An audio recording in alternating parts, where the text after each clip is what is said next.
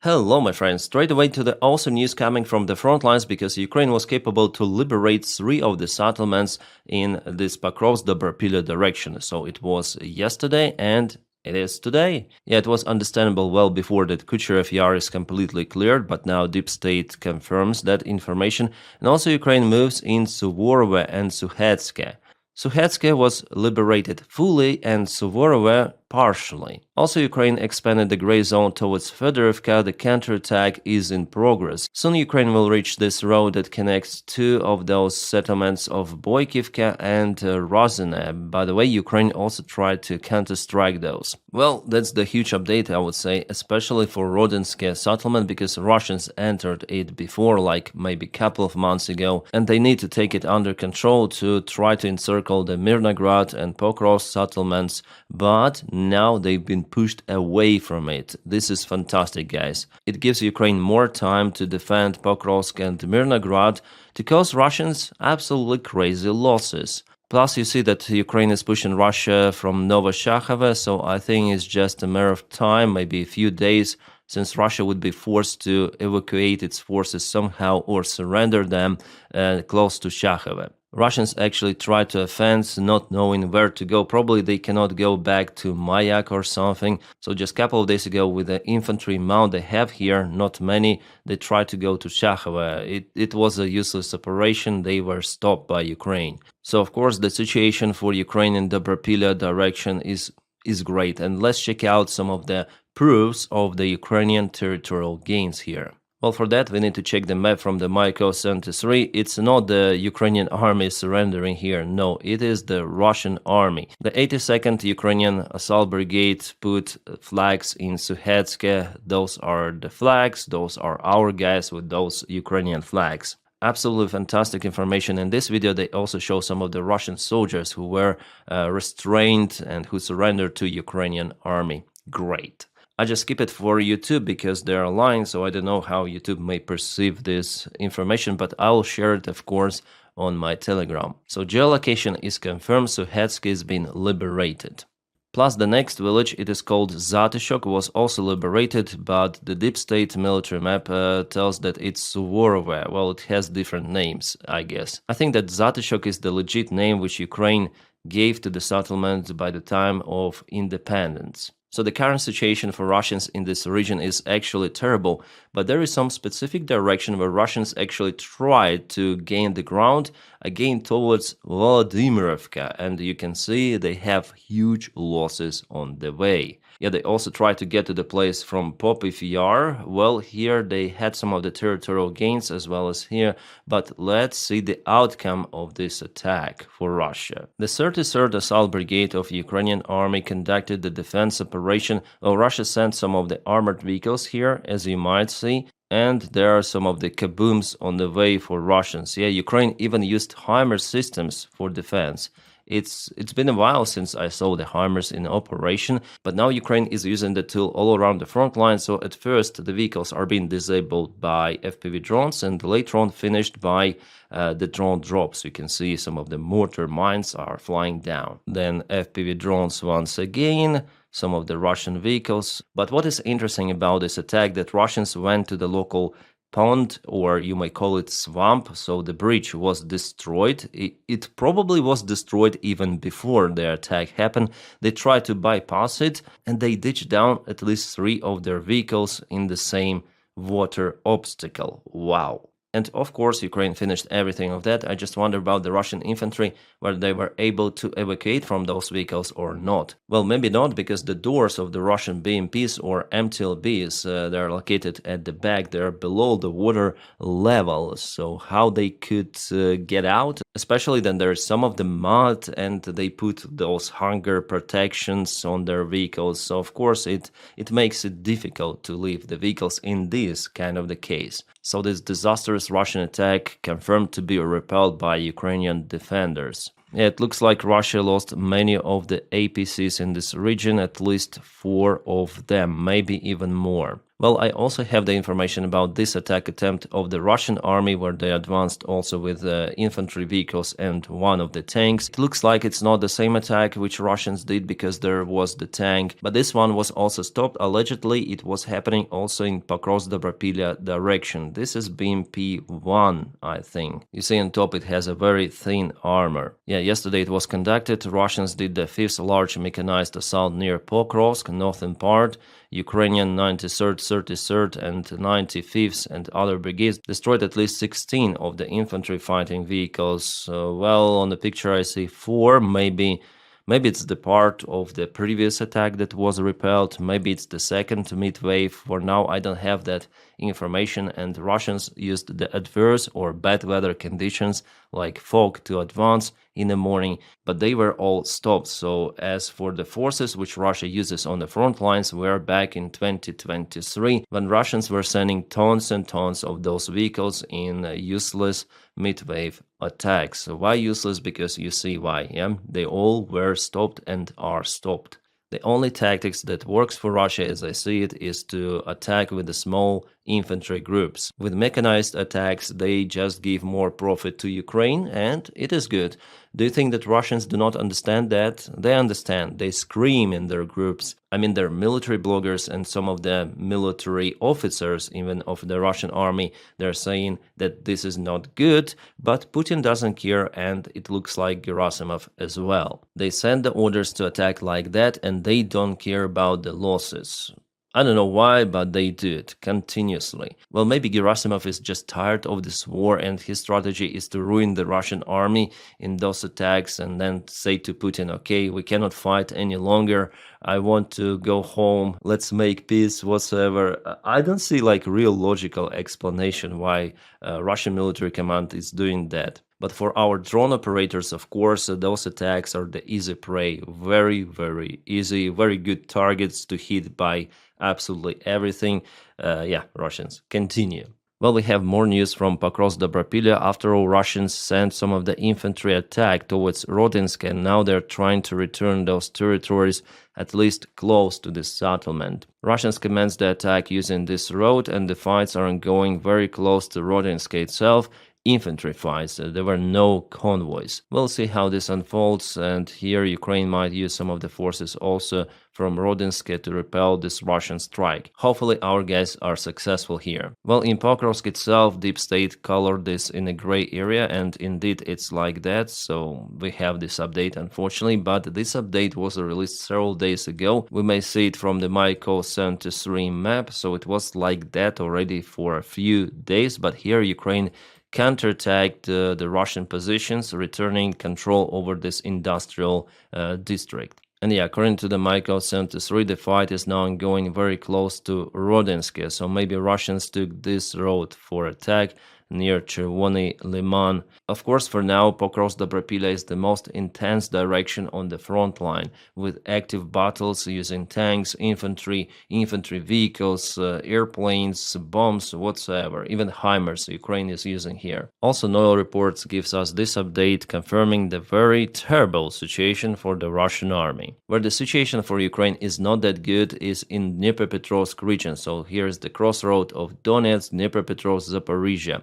And we see how Russians propel with this attack towards Previlya, Vishneva. They're actually very close to the road which connects Pokrovsk with all of those settlements. I would say it could be the main defense line of Ukraine. Well, at least it is logical to build it here. You have the war obstacle, you have all of those settlements in one line. But Russians here, they put their flag even across the Yanchur River. I think it belongs to the village of Yehorivka, and Russian positions were spotted even here. Ukraine is using aviation strikes to stop the Russian offensive, but not only aviation, as you understand, drones and everything is being used. But Ukrainian defense so far, I don't see that it's strong in this region, and Pokrovsk is very, very close already. Well, if we go to the Deep State military map, they show us it as the big gray zone, but every day there are some of the updates. So the day before yesterday, today you see this one, yeah? Well, here the strategy of the Russian army is different. They advance mostly with infantry forces. However, they tried convoy attacks well before, maybe it was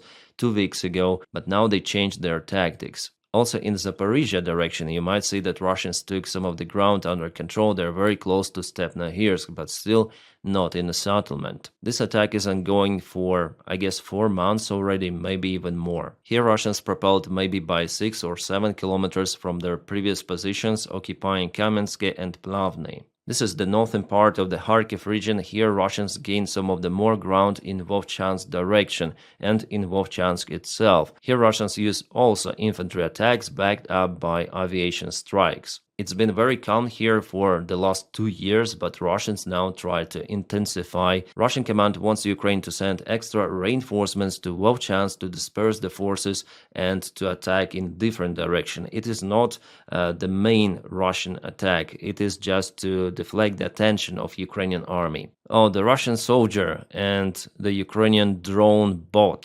So this is the Russian soldier. You may see it on his face.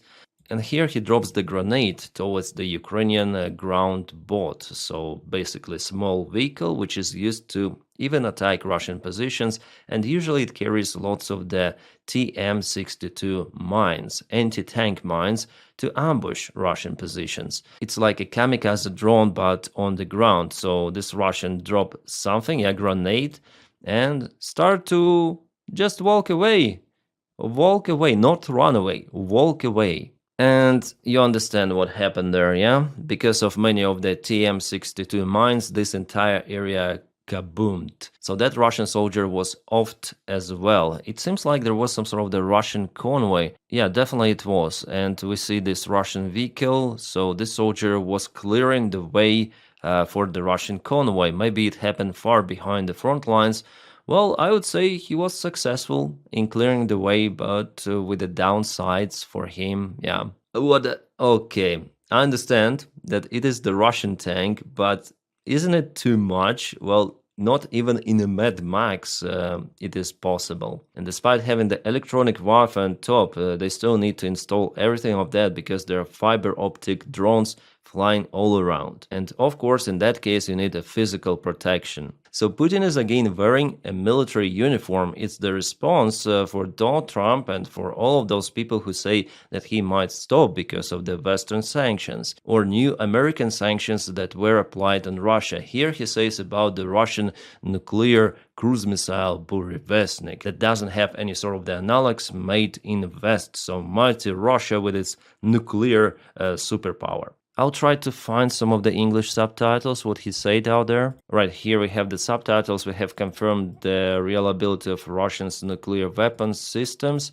Its strategic forces capable of fully ensuring national security of Russian Federation and the Soviet state. Well, it's not the Soviet state, it's the United State, as Russia calls it, the unity between Belarus and Russia. But in a way, yeah, you may call it even a Soviet state because Russia wants to restore the Soviet Empire. And we are talking about testing the cruise missile with unlimited range. Wow. So it's a unique product and no one is capable to produce it, something like that.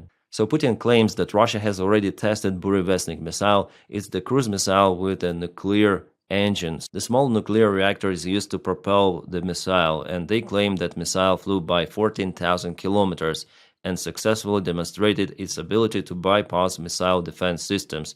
Believe that? Well, honestly, I don't believe that. Without the real evidence shown, I think it's the bluffing or bullshit. Just look at the SpaceX launchers and how many cameras they use out there to show to everyone. So Russians, please do it and we're gonna believe you. And for now, it's nothing but words of this crazy Russian dictator who wants again to rise the stakes and threaten West. By the time the Russian economy representative is in United States of America and he tells how good cooperation with Russia potentially could be. But definitely it shows that Putin is not willing to stop if he speaks with this war rhetorics. Well, Dmitriev went on Fox News and CNN. I wonder why he received those platforms to speak, because it's after all the Russian propaganda which he continued to spread. He was asked about the civilian infrastructure, which has been bombed in Ukraine, including kindergartens, and he answered, of course, Russia is not aiming towards civilian infrastructure, but there are civilian casualties in every war. So it's like a hint that Russia will continue to strike civilians, unfortunately. And I haven't heard anything from Dmitriev about some sort of the Russian concessions, nothing. Demands are basically the same. Also, Putin met with Gerasimov and other generals of his military command. Well, they discussed mainly nuclear exercise that happened recently, but of course the war in Ukraine as well. Gerasimov, where's your friend Shoigu? And what is very interesting that during this meeting, Gerasimov reported officially on camera to Putin that Ukrainian group, many of the brigades, he said 8 brigades, are being encircled in Pokrovsk and Mirnograd, are being encircled once again. Then I heard it, I was like, what is he saying? What the bullshit he's talking to? Like, they live in their own personal bubble. I wonder if Gerasimov really knows the real situation on the front lines. Well, if he knows, he just mispresents the information. Maybe it's all done for media, but Russian Z channels, they are crazy about it. Even according to the most conservative Russian maps, Pokrovsk, Mirnograd are not being encircled. Here are the examples. Yeah, then Russians claim that they took Pokrovsk entirely, but we know that Ukraine liberated one of the districts there and started the counterattack in Rodinsk. So it's not what they show us here. The gray zone is wide. It's like something like this now. But Gerasimov already said that everything is trapped, Russian forces encircled everything, and 8 Ukrainian brigades have nowhere to go. They will be just demolished if they are not willing to surrender. And hearing that bullshit at this high level, it's definitely outstanding. Alright, some of the update about the Swedish Gripen fighter jets that Ukraine is going to obtain.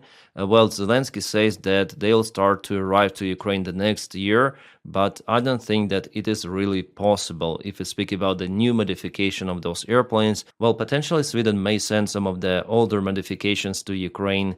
I do not exclude even this variant, but the Echo variant production has just been started, so it's not the fast thing. But overall, I like this deal a lot because Ukraine for the first time will obtain new fighter jets, like brand new, with a new modification. Outstanding, great. Meanwhile, yesterday there was the big attack on Kiev. Russians used some of the Shahed drones and also cruise missiles. They hit the local thermal power plant. Ukraine used helicopters to eliminate the fire, and there are lots of the blackouts in many districts of Kiev. Also, Russia is using new types of the gliding bombs with a jet engine. I already mentioned that on my channel, but they hit lots of the infrastructure with those as well, mostly in Kharkiv and Dnipropetrovsk regions. Yesterday, Russia targeted some of the windmills of Ukraine. This is the image from the Russian drone.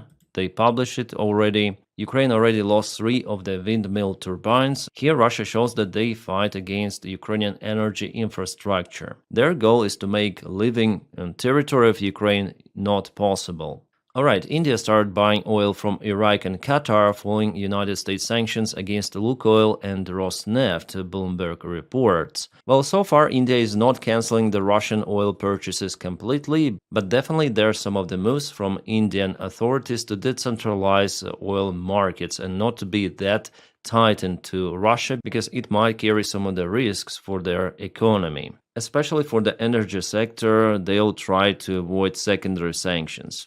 But despite the Western sanctions, in general, Russia's export rose by 18% in 2024, reaching 330 billion United States dollars. China remains Russia's top trading partner, importing 130 billion of goods, mainly oil, gas, and coal. You can see the statistics. So even, for example, India lowers the export from Russia, it doesn't mean the collapse of the Russian economy, and China will continue to purchase Russian oil. Even Donald Trump himself said about it that China will continue to consume it. Donnie wants just to speak with Xi Jinping to lower the amount of the oil which China continued to buy. And once again, I'm speaking about this Belgian Prime Minister Freak Prick, who decided to not to confiscate Russian assets, but to keep them. And according to the publications in media, it seems like we found out the main reason why he's against the confiscations, because he plans to earn money just from the interests on those Russian money, because they are frozen, but they are out there and there is some interest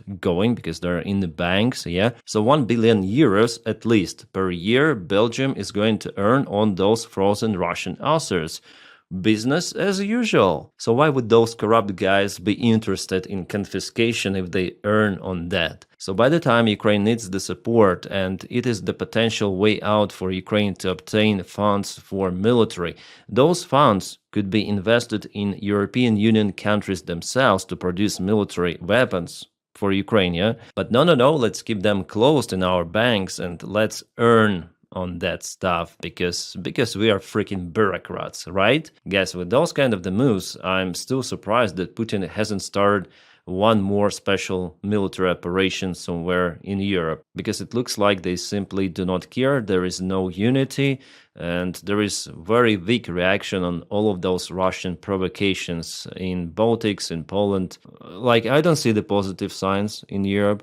Yeah, they now try to reform their military, but it's not as it should be. Oh, the Russian air defense has been spotted even on satellite images. So those are the constructions. For example, this looks like Buk air defense, and Russia put lots of them around Moscow. They were geolocated by Ocean Analytics already, and probably Russia uses more air defense systems around Moscow than on the front lines. Well, at least it looks like that. All of the yellow are S-300 systems, red S-400, and the green short-range Panzer 1S, something like that. So you see, the Moscow city is the most protected part of Russia. That's why for Ukrainian drones it's very hard to penetrate and go inside Moscow. It was possible a couple of years ago, but now Russia deployed everything out there. You know why? Because of Putin, and Putin wants to keep Moscow mainly protected. My friends, thank you so much for making my job possible, especially those people who support me on Patreon or membership of this channel. Guys, without you, this content wouldn't be possible. So thank you so much. If you don't have the opportunity to support me financially, just press your like to this video and subscribe for the channel. That also helps YouTube algorithms to take this video and spread around YouTube. Also, I want to change my schedule to 1 video per day. Yesterday, I actually filmed a video, but something was wrong with my file. I couldn't upload it, so sorry for delay, but every day I promise to upload at least 1 video. Well, 2 maybe sometimes if we'll have really extraordinary news. But I think 1 per day is more or less okay for everyone. And my friends, I wish you all a peaceful sky wherever you are, and have a great time.